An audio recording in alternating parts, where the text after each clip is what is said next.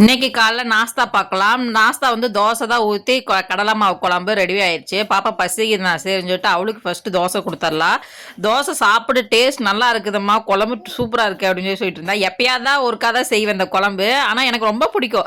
இது வந்து இந்த குழம்புல வந்து பச்சை மிளகா தான் சேர்த்திக்கணும். மிளகாத்தூள், மிளகாலாம் வரமிளகாலாம் சேர்த்தக்கூடாது. பச்சை மிளகா தான் அதோட டேஸ்ட்டே கொடுக்கும். இவ வந்து படிக்கிறேன் நான் அப்புறமா வந்து சாப்பிட்றேன் அப்படின்னு சொல்லிட்டா. சரின்னு சொல்லிட்டு பசங்களுக்கெல்லாம் போட்டு கொடுத்துட்டு நம்மளுக்கு 3 தோசை எடுத்துக்கிட்டாச்சு. காலையில் நீ எதுவும் சாப்பிடல. 10 மணி ஆயிப்போச்சு. இவளுக்கு சாப்பிடுனாக்கா எனக்கு வேணாம் எனக்கு வேணும்னா என்னன்னா எனக்கு பசிக்குது. ஏன்னா டீ எதுவுமே குடிக்கிறது இல்லையா, அதனால ரொம்ப பசி எடுத்துக்குது.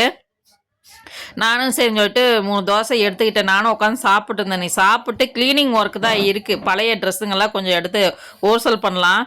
அதை வச்சு பாட்டுக்கு ரசிச்சு ருசிச்சு அந்த குழம்பு டேஸ்ட்டாக இருக்குது. அதை வச்சு வேற சொல்லி சொல்லி சாப்பிட்டு இருந்தான். நானும் அப்படியே சாப்பிட்டுட்டே இருந்தேன். நீ பார்க்கலாம் மற்ற வேலைகளும். காலைல வேலை முடிஞ்சு.